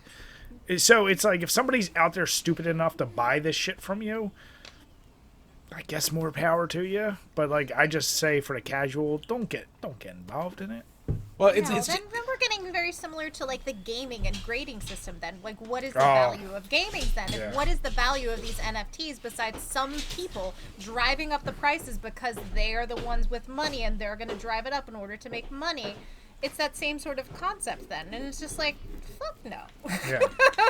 Yeah, like the only thing I've ever seen is like an argument for NFTs in gaming is like, since it does give a quote unquote, like ownership license to your image or your game or whatever, like that could eventually become like an actual way to have like a used game digital storefront kind of thing. Because like right now, you buy a digital game, it's gone. But if you put a license to it that you can transfer to another person and sell it for a different price, then you could maybe do it. Just the technology is there because, ridiculous amount of power that you need in order to run it and shit like that. But I think we're so far away from it being something that, like, the little guy can ever use. Like, Stephen Curry just, like, changed his Twitter avatar to an NFT. It's like, motherfucker, stop encouraging this shit. Or, like, Rolling Stone running an article. It's like, well, you guys aren't cool anymore. That's what I said. At the end of the day, with this article, and you guys can see in the link below with Ubisoft doing it, kind of sucks because they're a big studio. If they go through with it, others will follow suit if they see it makes money. And then that's going to be what your games are all about, and that really would suck, in my opinion. Then you go back old school. That's right. I won't even plug in my Dreamcast. I'll keep playing that. See, Brian, you said all my collections were stupid. Who's stupid now? Meh. I mean, you still are stupid. You have 3DO shit. No, CDI. Oh, yeah, that's right. Yo, Jim, don't how much knock you the spelled? CDI. I had one growing up. Wait, what? You had a CDI? Dude, I told you this. I told you this the first time Yeah. I visited you guys. Oh, I don't remember. Jim was drunk. Come He on. was wasted. Come on, Dan. 8 beers We in. did do a power hour after Yeah. all, so There was a lot of drink. Fuck. We did Jesus pregame Christ. with 9 beers before we did the actual power hour. So yeah, that was bold of us, and it didn't work out well for me. What, Dan, you're only like 4 hours late getting home that night. It's fine. Yeah. Throwing up at the train station was great. those corn chips didn't do it for you. Or like when I fell asleep on the train coming home from your place that one time, and after we did a power hour. Yeah. And then I was like, I told my wife, I was like, I'm just gonna sleep at the train station. She's like, just pay $100 for a fucking Uber. It's 4 a.m. and you're in Center City. I'm like, I'll be fine. I look homeless as it is. Oh my god. All right. So at least on brighter news, at least this I'm more excited for. Coming to us from Games Radar, we got Warner Brothers is going to feature Rick and Morty and a few other people. They have the full list here, but I don't know if you guys have seen it. They're basically creating their version of a Smash Brothers game, and it's going to have people like, Shaggy from Scooby-Doo, some Lord of the Rings characters, Tom and Jerry, Batman, like a lot of weird, just all over the place, like Harry Potter apparently, Johnny Bravo, and like I said, now Rick and Morty. Jim and I have said we love that PlayStation All-Stars kind of knockoff from the Smash Brothers, and I wish more games have done it. I know Nickelodeon has that one that's available now, but Yeah. I don't know. What do you two think? Do you guys, is this something that would interest you at all, or?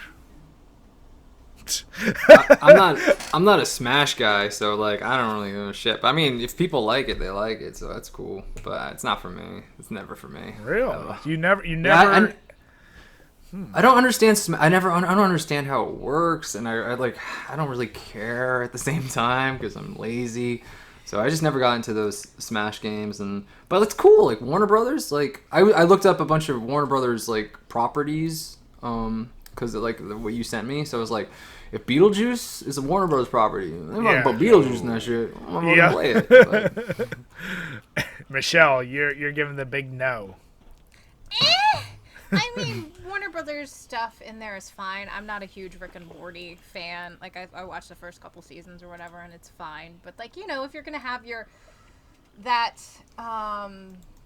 what is that? Those characters in a game or whatever, like, are they going to have voice acting in it, or are we going to have some beatnik fake over voice actor in there instead of, like, the regular guys? And then it just becomes like what? Harry Potter. You're going to have, like, what was his name? Daniel Radcliffe in there. Yep. Doing a voiceover for this, like this just sounds like a shit ton of money, and that's not really how it is. And you just kind of get like, then they're just like, isn't it like the one with SpongeBob where they just kind of grunt and the whole time, like there's no actual talking. The one that just came out, the Nintendo. Yeah.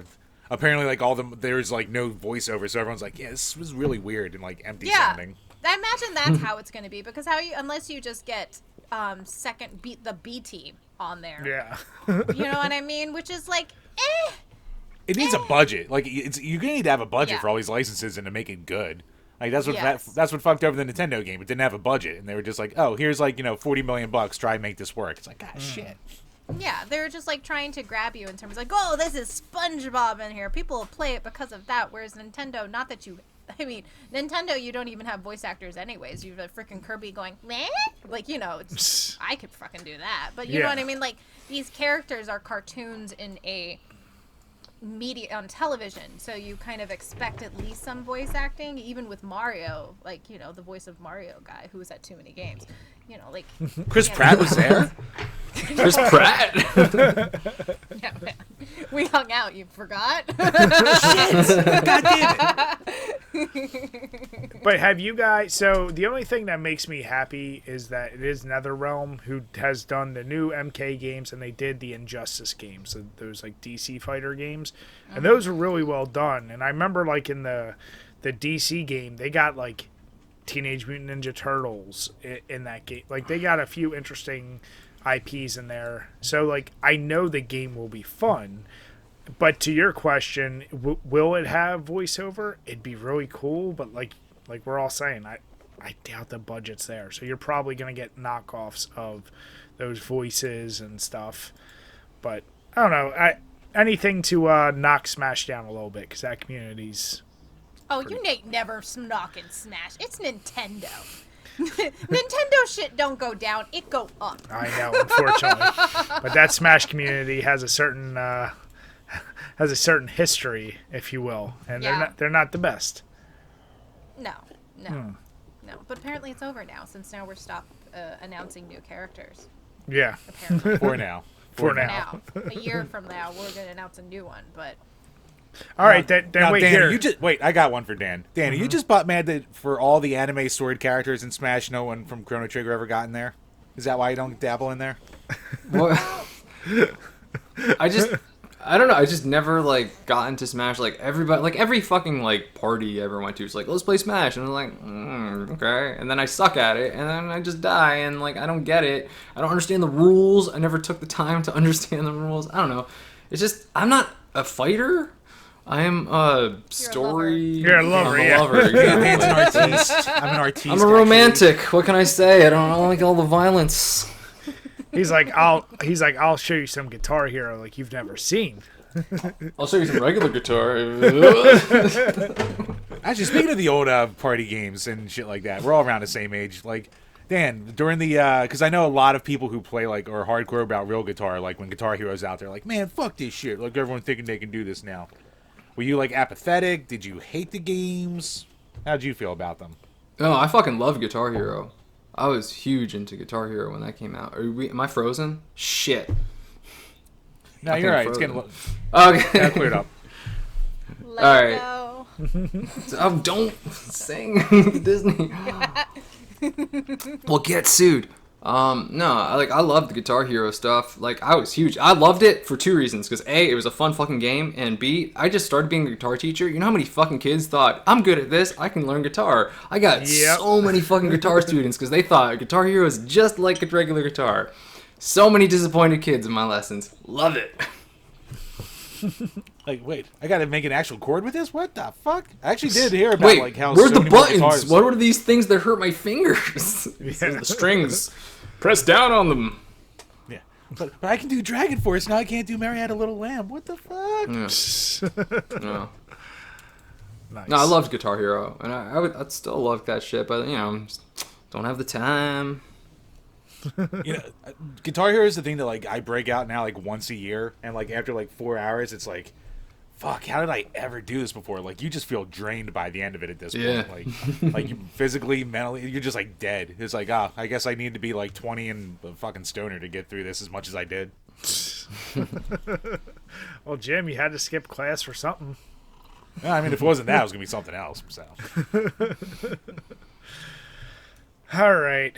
Well, since we do got the Sega guy on here, there are two Sega articles we got. And the first one, I don't know if anyone here is going to be that sad, but Sonic Mania 2 is apparently scrapped from Sega. And did anyone here actually play, other than Jim, play Sonic Mania? Nope. I did. What'd you guys think about it? I liked it. I thought it was really good. I don't play modern Sonic games because I'm an old man and I don't like that shit. You give me a retro Sonic, you throw some fucking Mean Bean Machine in there, fuck, take all my fucking money. Are you kidding me? Right. Mean Bean Machine was in fucking Sonic Mania as a boss? Oh, dude, I was fucking screaming. I was like, get the fuck out of here! Fuck you! This is amazing! I couldn't get enough of it. So, like, it's so dumb that they're not like, hey, let's do more of that. Because, like, the last Sonic game I bought before that was Sonic Generations, which was very retro in style. So, like, I don't give a fuck about 3D Sonic. Give me more of this 2D shit, because that's my wheelhouse. I'm an old man. I can't 3D. What am I doing? Jim, I mean, from the article you saw, I didn't really see, like, did they say exactly why they're not releasing it? Because it seemed like Sonic Mania made them some money, so I don't know. No, it was a hit. It was, and it's been re-released like 4 times in like different packages and shit like that. I think it's just Sega doing what Sega always does, and they're just fucking with everything too much. So yeah, there's just creative differences from what I read in the article that you sent. So yeah, it just seems that's like what Sega's it is. Sega's being douchebags. The Sega guy's saying that apparently. I don't know. I'm gonna lose my sponsorship. Yeah. Dan, don't ruin yourself over this shit. But They were supposed to fucking send me a fucking Sega Mini according to some source, and they They never got in touch with me, so I'm a little bitter about that. Hey, fuck you, Sega. I'm Super NES now. Michelle, I mean, does that game seem appealing to you at all? I know you didn't play it, but did you like the original Sonic games? I didn't have a Sega growing up. Growing up, I would go to my friend's house and we'd play some Sonic and some side-scrolling beat-em-up. I have no idea what it was. I mean, there's thousands of them on the Sega, so I could just name any and it would be that. Because they're all the same. Yeah, I'm gonna get yelled at for that. It's fine. Dan's face, like, really? Drinking angry. Yeah. But Sonic is fine. I'm not very good at those games. I mean, I have Super Nintendo. Yeah. So I could give two shits about drinking Sonic. angry. I need another beer already. That's right. Getting the vapors over here. Well, it's funny because, you know, with Sega now, with the deal they have with Switch, and you see their shit coming online, and then the follow-up article I have here, because, Jim, you and I talked about this for a while. We said there was some shit going on with Microsoft. Apparently, like, the joke was Microsoft was trying to buy Sega, and now... Oh, what's up, Ace? Puppy. Ace! But we said, like, yo, that's crazy, obviously, but Microsoft has been making huge moves, but now we come to find out Sega is partnering with Microsoft on its Super Game project, which... Like a cloud-based thing. Yeah, so it's a whole cloud-based, and they're talking about reviving Jet Set Radio and Crazy Taxi, Virtua Fighter, and Panzer Dragoon, like... They're talking about reviving all these old classics. You know, Dan, since you were more Sega guy, are those retro enough for you? Would you like, if you saw revivals of a whole bunch of old Sega titles, would that be enough for you to try those now? I don't know. I mean, they've like released that stuff like before, right? And it's like, well, I think they mean new titles just done in those styles. From what I'm seeing. Like, so basically, I think that's a new thing. Just like making new Sonic games, but they're still 2D. I think you're going to see a lot more companies going back to the well of, like, this is what people loved back in the day. Instead of trying to make a new 3D game, let's make the old style and do it like this. Yeah, I mean, I like that shit. Like, I love Mega Man 9. I remember when they did that shit back in the day. That was like... That's like my favorite Mega Man game. Well, no, it's 3. It's 3. I shouldn't lie to myself. But 9 was a very good game. So like, you know, you get what got you there. You know, it's like this made us famous. So let's not stray from it. Like these old fucks love the nostalgia, like me. So I'll buy it. You know, I'm not gonna buy fucking 3D Mega Man, but I'll buy fucking 2D Mega Man with a good 8-bit soundtrack. Chef's kiss. That's all I can say about that. And Michelle, you already said you weren't a Sega girl, but I mean, going back, I know you have replayed some Sega games. Any interest there if they come out with some stuff on Xbox? I would try. I mean, if it's on Xbox, sure, because I converted to the dark side. It just got an Xbox Series X. So I will if it's downloadable on that because it's so frickin' easy. But only if they have like Phantasy Star on there, and I would try to play Panzer Dragoon because again, the RPG selection in the Sega system is very limited. So I would be more interested in that versus our very basic side-scrolling beat-em-ups. So I mean, at the end of the day, we all know Sega is you'll just get Phantasy a Star and you'll get game. Shining Force, and that's about it. Yeah, that's it. Fatal Labyrinth. Maybe they'll make a new Fatal Labyrinth. No one wants that. Sword of Vermilion was okay. It was okay. Yeah. Okay. Jim, what about you? Is this something that excites you at all? Yeah, I Seeing that mean, news? I'm an Xbox guy. I have Game Pass. They throw some new, like, revivals of IPs. I'll definitely play them. So I'd love to see some new shit. I'm a sucker. I've rebought the Sega Ages games way too many times on different systems. So, yeah, we can agree. You are a sucker with that shit. sir, I enjoy quality and real games and not games where you just hit A and then sit through text. Jim, Don't you dare. We know. Do I need to pull up the picture that represents you the best? You know what? They would love to see it. You know what? I think You got a picture of Jim around the toilet without pants too? Oh my god! Wait, Dan, you took a picture? You know what? No. If you're listening, stay tuned. At the end, I'll show a picture that I think That's what it's happened to time my fingers. we reveal it. It would be your whole fist that'd be hurting, sir. Lord. I know, you're romantic like Please. that. I'm sorry. Stop hitting my guitars with your tail. Yeah. Jesus. All right. Damn it, Ace, don't break that guitar. That's Dan's job. Yeah. God, stop it. He's trying to play that shit. He's like, I could be like Daddy. I can play Metallica because I can. Yeah. All right, guys. So this one, I threw it on here. It's obviously open-ended. We always do our reoccurring bit of overrated, underrated, and coming up with it being November, we're gonna have Black Friday. We always see big mega sales in the fall and winter and Cyber Monday and all that shit. So here's my question: we're all gamers, we're all collectors to a degree. Is that shit overrated, those mega sales? And I'm speaking more strictly to games. Whether you think the retail shit is or not is a different story. But for gaming, when you see those mega sales, do you think like, holy shit, deal of a lifetime? Or I'm just buying games because I know they're cheap enough now, but you end up not even playing them anyway. You just backlog now more games. So what do you guys think? Dan, I think, your column B that you said, I think that's more of that. Like, nobody, like, you never need the shit that's ever fucking on sale. It's always like people like, oh, this will be good and somebody will like it. It's like, man, those people, especially the people that like go to the stores and like, after Thanksgiving, they're like immediately there and then they're just like waiting.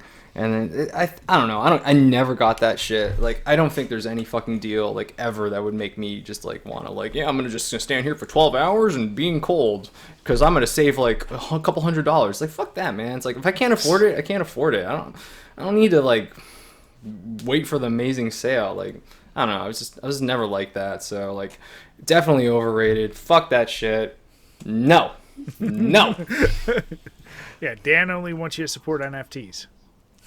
Right, something with real value. Thank you. What about you, Michelle? What do you think? I don't think I've bought a new game in God knows how frickin' long. And if for me to go out on Black Friday to go buy a new game or one that's on sale, I'd be like, fuck that shit.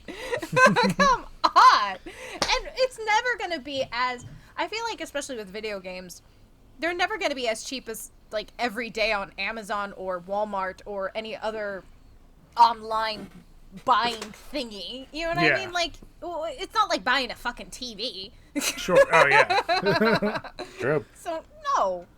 Overrated. No, I'm too old for that shit. But what about, aside from going to stores, like, see, even like with Amazon, their Cyber Monday, whatever the fuck it's called. I think it's Cyber Monday. Mm-hmm. Like, they'll sometimes have games on there. So, like, hey, this Xbox. It's usually shit games, though. It's never a fucking good thing. It's like, I look at those Cyber Monday shit. It's like some fucking dumb game or some, like, fucking dumb technology you don't need. It's like, did you know that your shoes can get clean with this amazing toothbrush thing? I don't know. It's usually bullshit, man. And I'm always like, I don't need this shit. I always look at Cyber Monday for like Christmas presents. I'm like, nobody would ever want this shit. It's always garbage. So fuck that shit. Wait, Dan, how do you really feel though? It's a Brita filter and a bud plug. I'd be a sucker not to buy this. Exactly. Well, Jim, exactly. since you're the king of there you go. The knob. Crate. Oh wait, that's the premixed Which one's old that fashioned? Yes, Oh. it is. My buddy lives and dies by this, and it's not the worst thing ever. And since I don't know how to make old fashioned, Oh, I'm Jesus lazy. Christ. Do you need a video on how to make an Yeah. old-fashioned? I'll show you one. Yeah, we- do you have any idea where there's a video about that? Because I can't Yeah. find one That's anywhere. like a minute long. That takes zero effort. Yeah, not longer than a minute because I can't stand it. I don't have the attention span.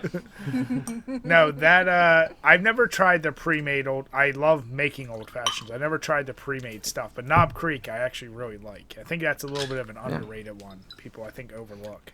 It's not bad. It's not bad. It's not bad. Nice. Now, Jim, you're the king of buying shit you don't need on sale. So, would you defend these Cyber Monday and Mega Sale days? Well, actually, when it comes to gaming, they suck. Because, like Dan said, like, it's nothing ever, like, good. And, like, the sales aren't anything that's, like, you wouldn't see eventually during the year anyway. Like, I've never seen, like, the best value I've ever seen anyone get from, like, either going to a store or doing anything Black Friday was when, like, we would stay up drunk on, like, Thanksgiving after hanging out and be like, oh, let's go to Walmart and see what they have. And two of my buddies stole Game Boy Micros when they were there. So they didn't even buy it. They just fucking robbed it because everyone else was too busy watching everyone buy shit. So that's the best deal I ever saw anyone get out of it. Oh my god. That's not a deal, Jim. That's called a crime. Hey. I got You're an nothing. accessory. You're about to get arrested, sir. Yeah. Come get me, you fucking Walmart pigs. I'd like to see it. But no, what do you got? But yeah, there's nothing. I've never seen like an amazing game sale either in store or on Amazon that I'm like, oh shit, I gotta get this. Yeah, like you know me, like I'm a sucker for like I overspend on dumb shit like the limited run crap or old retro crap, and even that I've never seen something that made me go, gotta do it. Yeah. Well, shit. Okay, well, you all pretty much said the same thing I did. I was hoping there were some contrarians here, but I mean, we're not talking like humble bundles or Steam sales where like the sales are so ridiculously stupid that you're not going to buy 100 games for $10. Like that's its own different kind of thing. yeah, no, Steam sales are that's the only time going back to games that'd be interesting. I keep a list on my Steam page, and yeah, sometimes they're like, oh, it said 50 cents. I'm like, what? I'm like, okay, well now I gotta get it. Like that's a no-brainer. But yeah, I've never once bought a system or a game or anything on any of those Black Friday. Like Dan, I never understood the idea of going to stores during those times. Like that never made sense to me. But yeah, I did buy a Wii on Black Friday once. did you? It was just by perchance, because me and my family used to like, we did not go like early in the morning. Bullshit. Yeah. Don't get any crazy idea here. We just happened to walk into a Toys R Us rip, and we were walking around. Ouch. And there was a Wii, and this was like right when it first came out, and you couldn't find that shit. Now they're everywhere, and you can't like get rid of them. Right. But my dad goes, "Ooh, let's get that." And the guy goes, okay. And I was like, oh, it's really for sale? Like, it's Black Friday. This is bonkers. And then a line formed. It's like we created something. It was amazing. It was the most amazing feeling. And we got the only one. And then we turned around and said, fuck you, Poors. And then you left.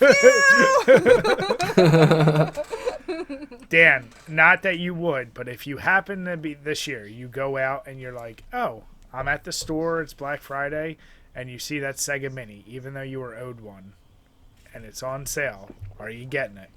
No, I already have one, and I didn't. I'm probably gonna be way too hungover on Friday. You know, my drinking starts on Wednesdays, even though it's Tuesday. But whatever, a little earlier this week.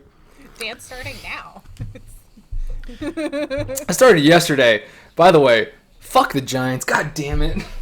I gotta throw that out there. Fucking Giants. Jesus fucking Christ. I had fucking nightmares last night. I didn't sleep well because I kept fucking replaying the fucking game last night in my head. Jesus. I'm the worst. Dan, you have no players and everyone's hurt. What do you expect? Yeah, you at least have an excuse. That's all I'll say. Oh, wait, our excuse, the Eagles' excuse, is that they have no coaching, and that even Fletcher Cox has come out saying, like, I don't know, I'm just doing what I'm paid to do, because these fucking idiots don't even know what they're fucking talking about, and we're being coached like we're in fucking high school.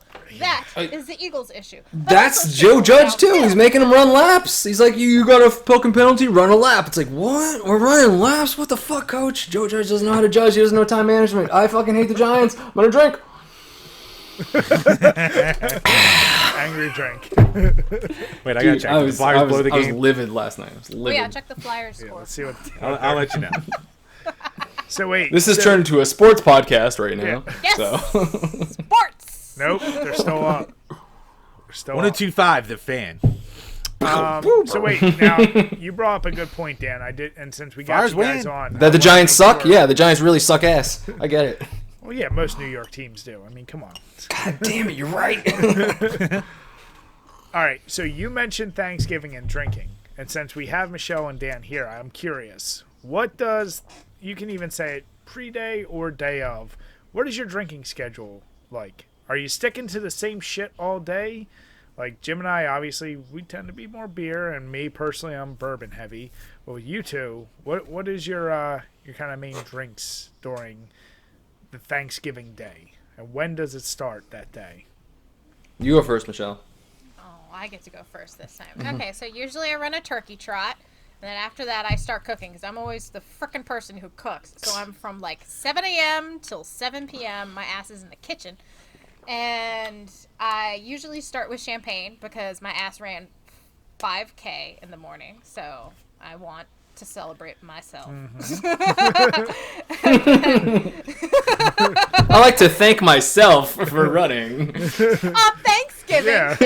Thank you. And now my ass is cooking. Yeah. So I usually just drink champagne as I'm cooking throughout the day, and then in the evening I usually have a bottle of Pinot Noir or Riesling because that goes really good with turkey. So usually for me it's wine on Thanksgiving. Okay. But if it's just me drinking, then I will just bust out the cocktails because cocktails are much easier than bottles of wine. So with the cocktails, let me ask you this. If you know you're going to be drinking a bunch of the cocktail all day long, are you still making it per glass, or are you going to make a pitcher or like a bigger jug of some shit?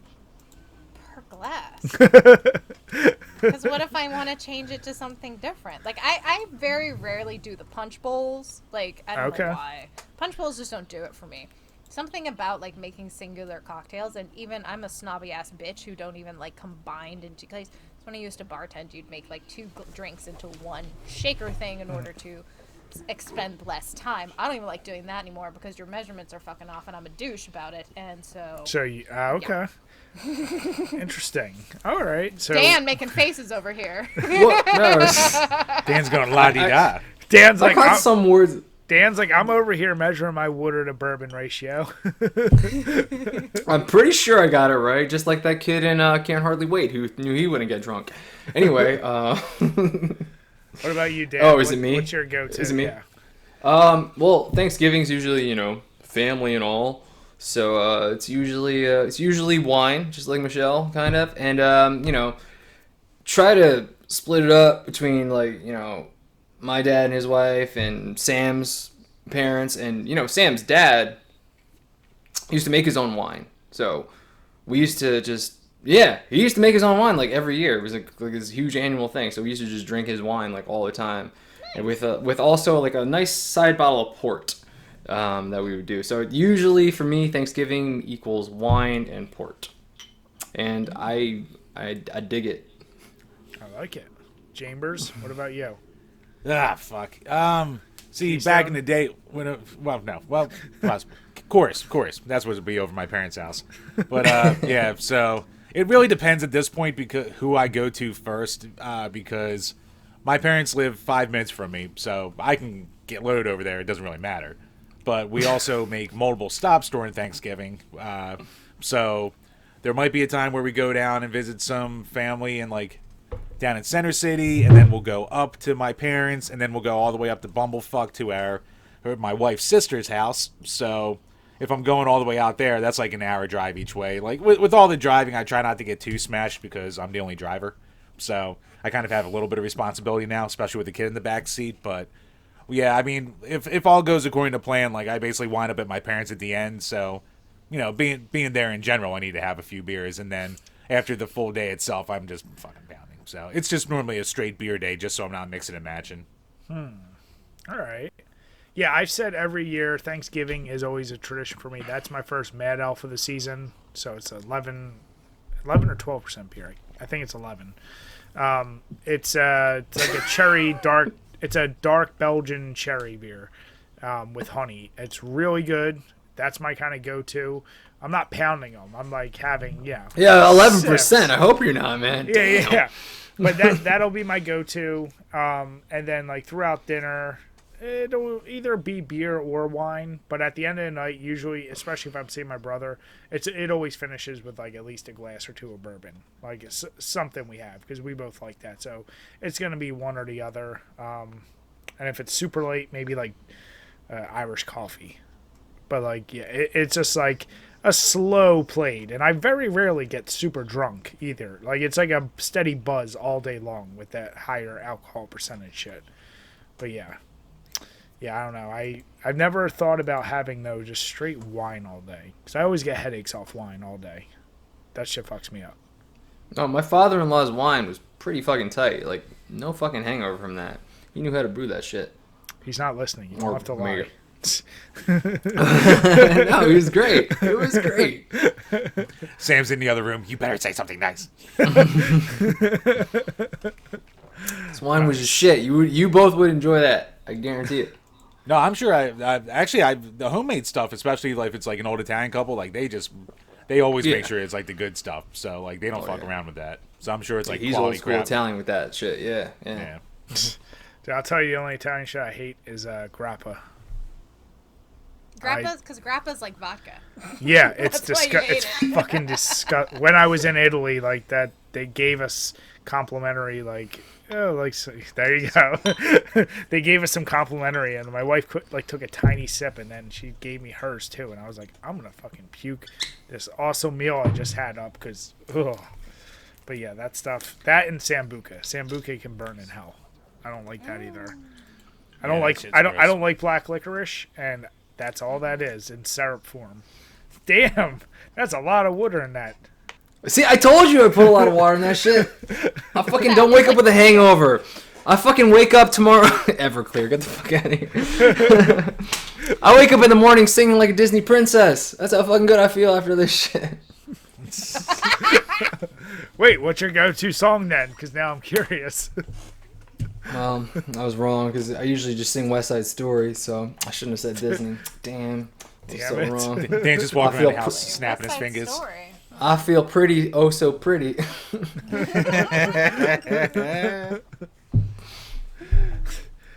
Well, guys, before we go, first, I want you guys to plug away before I share something with you all, which will put a smile on your face. So, once again, Michelle, where can everyone find you? I am at Petee's Power Hour on Twitter. Find me there. Bah. And Dan? This is coming out next week, right? This week. This week? Wait, what is this week? This is Tuesday. This is Tuesday the It'll 2nd. probably be out by Thursday, most Yeah. likely. It'll be out by Thursday, so if I have to promote something for this weekend, it will be good. Yeah. Yeah. Oh, cool. So obviously you can find me at Console Wars, youtube.com/Console Wars. I'm actually doing a good thing. I'm doing an Extra Life charity event with Some Call Me Johnny this Saturday. Nice. He's doing a 24-hour, well, because of daylight savings, it's going to be a 25-hour charity stream. I'm going to join him for the first 6 hours. I'm going to be there from 12 to 6. Unfortunately, I can't stay the whole time. But, yeah, if you want to help donate, because they always give their money to the Children's Hospital of Philadelphia. Hey, Philly, right? So, I'll be there this weekend, and it would be great if you guys could join us, and any donations would be much appreciated. Yeah, you've done that a couple years in a row with him now, haven't you? Yeah, I've been doing this. I think this might be my, fourth or fifth year I've been doing it with them. And they always raise a lot of money for these kids. And, what's a better cause than raising money for kids that are sick, right? So, definitely check that out this weekend. It's a 24-hour, 25-hour stream. Absolutely. Some Call Me Johnny. I'm sure if anybody's listened to this, they know who that guy is. Yeah. Other than that, if you want to see me, the reason I can't stay longer is because I do have a gig with my bands, because I'm also in bands too. I also sing. You can't get that with these guitars behind me. So if you want to see me in person, you can come to Garwood, New Jersey and see me play at Crossroads, or you can see me the weekend after when I'm in my Nirvana tribute band playing at JR's and Ford's. I'm just going to throw that out there just in case. I don't know. Make sure, Dan, send us the links. We'll link everything below so people do know, especially follow the stream. But yeah, definitely the stream one. Yeah, send us the stuff for your band too. We'll link that below as well. Yeah. And like I said before. Sorry. Sorry. Finish up. No, please. Okay, yeah. Like I said before, if you go check out the new Ghostbusters, because Michelle's in there for like a hot second, just like the video camera. I walk by. So what you want? Now the real question is for you two. Have you two both seen? You both have seen Tropic Thunder, right? You never go full. Word I probably can't say anymore. Word that was said on a certain stream. So speaking of NFTs, you remember me saying that? Hey, that wasn't you saying that. It wasn't you saying that. No, no, not that word. No, the one you're thinking of was said too, but also not by you. I think it was said by me. Michelle's like, what the hell? Okay, well, we have a guy, Optic Decay. His links are below. He made our logo, for our new logo, I should say, and he made some other ones. But I had a special project for him. It's something Jim and I had talked about for a while. God. I saw the draft of this. Yeah, if you've seen Tropic Thunder, then you should understand this. So here you go.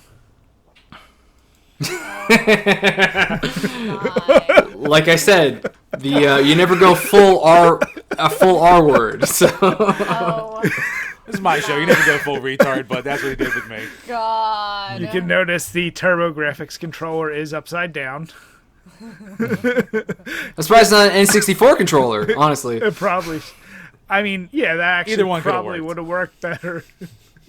But Oh my god. yeah. The Keystone works because obviously, as Jim talks right now, there's a huge Keystone Light poster behind him, so clearly that works. Where'd you steal that from, Jim? Because you don't buy that. You steal that. Yeah. Nobody buys one of those. Touche. You go on Amazon and you spend $10 and you can have this behind you. So this is the beautiful artwork. I The think new NFT that just dropped. I think we'll have to sell the. We'll sell it as NFTs and posters. So I think maybe we even need to have another poster now of Jim's image of the pants around the ankles in the two at the hotel. Dan peeing in the bathtub. So Dan can send his picture that he took without my permission. You know, he can send. I didn't take a picture. Yeah. I didn't take a picture. Just like your fingers don't hurt. I don't get that. What's going on there? Well, we're all making up stories now. So I had to share that with you guys, so you thought you'd get a little. He makes me happy. Yeah. I just had to say that. Hurt me. Keystone makes me happy. By the way, it's still one of my favorite comedies.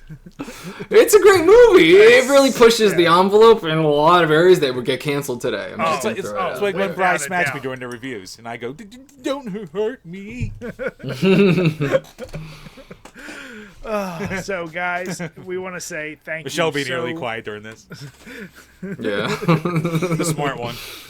She's going to be safe. We're going to all get canceled. Don't worry, no one listens to the end of podcasts anyway. We're fine.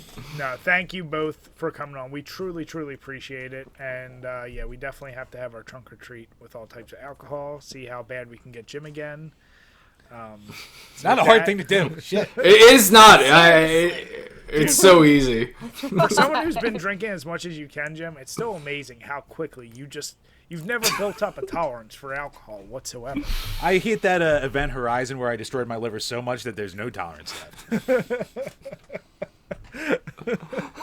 So, if you guys are watching, please make sure you click the links below. Make sure you follow Michelle and Dan. Definitely check out the extra live stream this weekend, as Dan pointed out. Check them all below. If you are listening and watching on YouTube, please hit that subscribe and like button. We truly appreciate it. If you're listening on Spotify or iTunes, make sure you hit subscribe. Give us a 5-star, even if you want to bash us, especially Jim. We will read any of your comments. And with that, we all want to say have a good night, everyone, and cheers. Cheers, everyone. Cheers.